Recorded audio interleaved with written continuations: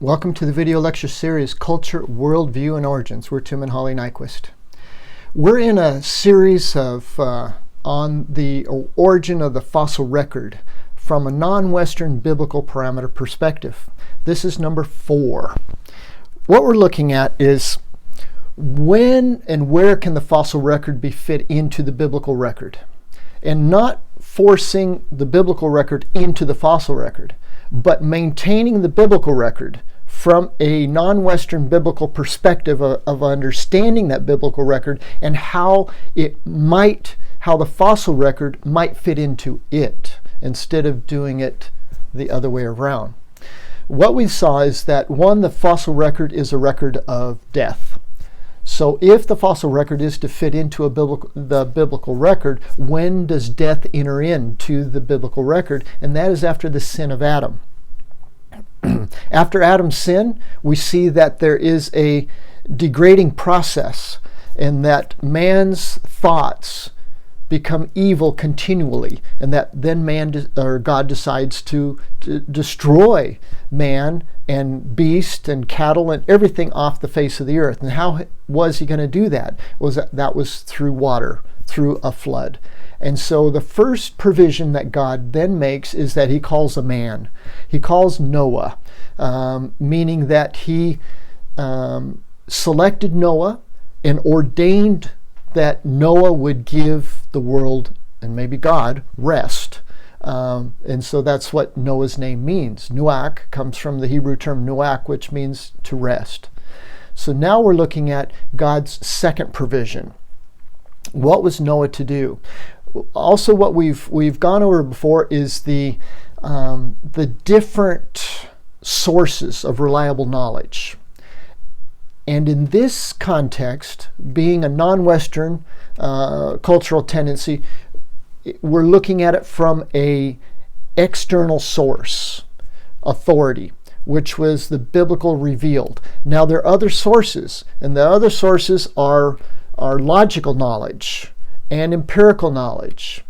And God has selected Noah, and God has a plan for Noah. He did not leave it up to Noah for Noah to implement his own reasonable, logical powers to say, yeah, we've got a problem, I'll work on it, and I'll get back to God. And it's kind of like, well, no, God already has the plan.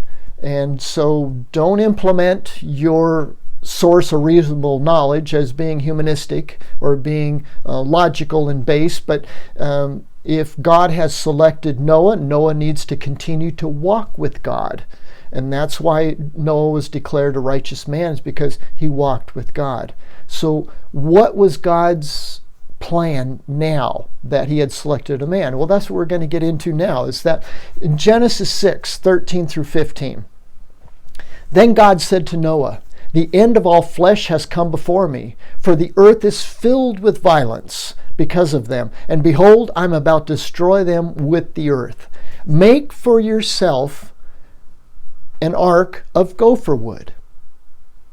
And you shall make the ark with rooms, and shall cover it inside and out with pitch. This is how you shall make it. The length of the ark, 300 cubits. Its breadth, 50 cubits, and its height, 30 cubits. God has a very specific plan. So in other words, Noah, this is God.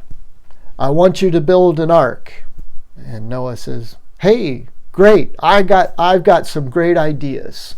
I got some extra wood out here, and we could make a lot of little kayaks and rowboats. I think that would be really cool. And God's kind of like, no, I've got it already prescribed. I already have it designed and built, or ready to build. I just need you to do it. So Noah says, okay, I'll do it. So this is the plan. 1, you're to build it out of gopher wood. Don't know what that is exactly, but God was very specific as to what kind of wood to make it out of. Next, he says you'll make rooms in the ark. It's not going to be one big, great auditorium. There's going to be rooms. And then you shall cover the inside and out with pitch. Okay, that's an interesting term there. Cover it with pitch, because there's many creationist scientists, geologists that believe that pitch, being a asphalt base, is a product of the flood. And so this is pre-flood. What kind of pitch is God talking about? Was it asphalt? Was it petroleum based? Or what was it? Then he says you're to use pitch on the inside and out. And how big is the ark supposed to be? It's supposed to be 300 cubits by 50 cubits by 30 cubits. Kind of like, okay, what's a cubit? Well, that's we're going to get into that one by one, or stage by stage. First stage, Noah was commanded to seal his boat with pitch. Okay, pitch from what? Well, God is very specific as pitch from what, because the word is not just pitch, as it is in English. In Hebrew, it is, in this context, the Hebrew term translated pitch is cooper, or something in that sound, K-U-P-U-R. Cooper was a shrub that produced a resin or a sap. Okay, so it was not petroleum-based. It was plant-based. It is this resin that was designated by God to cover and seal the ark. Thus, the term has come to mean covering or atonement, as in Yom Kippur. Okay, so now we have a connection in that Noah was to seal the ark inside and out. It was to be covered. It was to be protected. God ordained it out of this plant.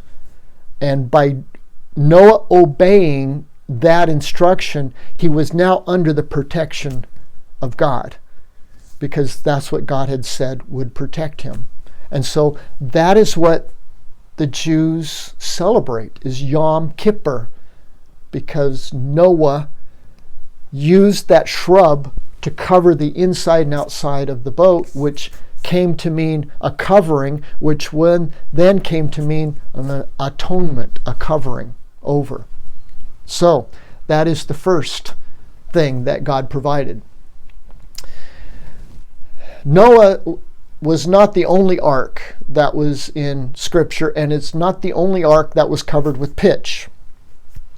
We have in Exodus chapter 2, verses 1 through 4. Now a man from the house of Levi went and married a daughter of Levi. The woman conceived and bore a son. And when she saw that he was beautiful, she hid him for 3 months, because Pharaoh and the Egyptians had an order to kill all the Hebrew children, males, that were of this certain age bracket. And so this baby, which is Moses, was supposed to have been killed. Instead, what did his mom do? She saw that he was beautiful. She hid him for 3 months. But when she could hide him no longer, she got him a wicker basket and covered it over with tar and pitch. Then she put the child into it and set it among the reeds by the bank of the Nile. His sister stood at a distance to find out what would happen to him. Well, we know what happened to him. He was found by Pharaoh's daughter, and he became royalty, living in the palace. So what about the Hebrew term here, translated pitch? Well, it's not the same term as cooper. It is zepheth, and zepheth actually means asphalt, has been translated asphalt. So post-flood, the pitch used to cover the ark, or the basket of which Moses was in, was not cooper. It was zepheth, which was asphalt. And so it was a different type of pitch, but yet that which functioned. So just an interesting side note. Genesis chapter 6, verse 15. This is how you shall make it. The length of the ark, 300 cubits. The breadth of the ark, 50 cubits. And the height of the ark, 30 cubits. I put the ark in there, but to be totally inspired, the ark word is not in for each cubit. But the next question would be, what's a cubit? Well, that's what we're going to be looking at, is that the dimensions of the ark in cubits, its length was 300, its width was 50, and its height was 30. So what's a cubit? A cubit is the length from the elbow to the longest finger. Okay, that's a cubit. So now, depending on what nation you belong to, a cubit could be longer or shorter because of the stature of being taller or shorter people. The Hebrew people tended to be on the shorter side, so their cubit was approximately 18 inches. But since they were not really full Hebrews yet, because this is Noah, and they hadn't been separated a long time from the Chaldean culture, and so what we have is the Egyptian cubit is 21 inches. So in other words, we're not quite sure what cubit was being used or how tall Noah and his family were to be using the cubit as to actually. So the minimum amount of the ark would have been 450 foot long by 75 foot wide by 45 feet high. So that ark was actually a pretty considerable size, and that is the smallest of what it would be. It could be up to 525 feet long with 88 feet wide and 53 feet high. And for us, those numbers are really abstract, and it's kind of hard to picture in distance something that, well, if you take 450 feet, a football field is 300 feet long. And so it'd be 1.5 football fields long. That's pretty big boat. And its width is 50 feet width. And so that's well, actually not 50, 75 foot width. That is a pretty big sized boat. And these numbers, where do they come from? They came from God. And so that means that God is the one that has planned this. And you're kind of looking at, well, was that a good plan? Was that a good plan to follow? Well, the minimum length of the ark, as we said before, would have been 450 feet long and 75 feet wide, which equals a length to width ratio of 6.0 to 1. Okay, so in other words, the length to width ratio is very important in the design of ocean-going boats. So those dimensions are equal today to a ship category called the handysize bulk cargo carriers. So in other words, the dimensions that God gives are the dimensions that fit today to a boat that is engineered to carry bulk cargo through the high seas. Noah's boat, ark, was 450 feet minimum by 75 foot minimum. The handysize bulk carrier is 467 foot long by 69 feet wide, dimensions that have been engineered by today's standards, nautical standards. It's kind of, wow, okay, so this is not the little boat that we see on cartoons that's kind of curved up and with animals stuffed everywhere. It's kind of like, no, it appears to be that it was a boat that was specifically designed to do something, and that something was to carry to safety its occupants. Was it going somewhere in a direction? Not really. It was meant to be stable. And that's what we have in those length to width ratios, in that these are the different ratios of different types of boats. And the river towboats or tugboats have a ratio of 3.5 to 1. So in other words, the length to width is 3.5 to 1. The width then is very wide to its length. So the boat is very stable and able to push things around, and that's to navigate, but it's very slow, and it doesn't go, it goes forward and backwards, and it's pushing. The next boat is the oil tankers. Oil tankers are designed with a width to length ratio of 5.7 to 1.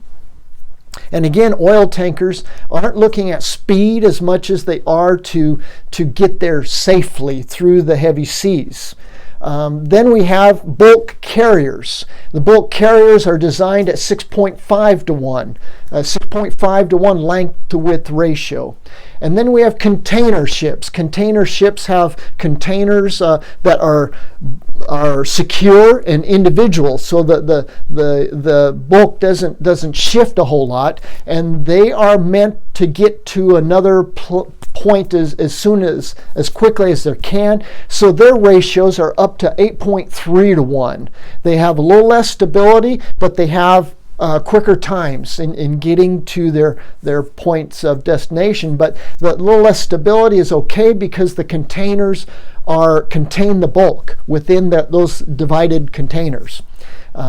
Noah's Ark is 6.0 to 1. So in other words, the width to length ratio is equal to this container boat, the Handymax bulk container boats that have been specifically designed to withstand the high seas and to maintain steady the bulk load which is within it, which would be what would be classified within the ark would be bulk, because it was bulk of animals and its feed. It wasn't divided up into small containers each one, so it's not a container ship. It wasn't all liquid like is in an oil tanker, but its design was to withstand what was coming, the wrath of God through the judgment by water. So in other words, the design of the ark fits right in within the design of today's ships that are specifically engineered for a specific purpose, and the ark fits right within those purposes. So it's not it doesn't have to be as some draw it a cartoon. The dimensions that are given are dimensions that were inspired and planned and purposed by God, and Noah being the first provision, the boat is the second provision. And God has chosen the person, and God has the plan and the purpose. We are just called to walk, to move, and to be obedient, to be a righteous person that God has, by His grace, called to walk in His ways. Again, thank you for joining me. We're Tim and Holly, and this is the fossil record number 4. We have 2 more to go, so I hope that you come back and join us in the fossil record in video lecture series number 5. Again, thank you for joining me.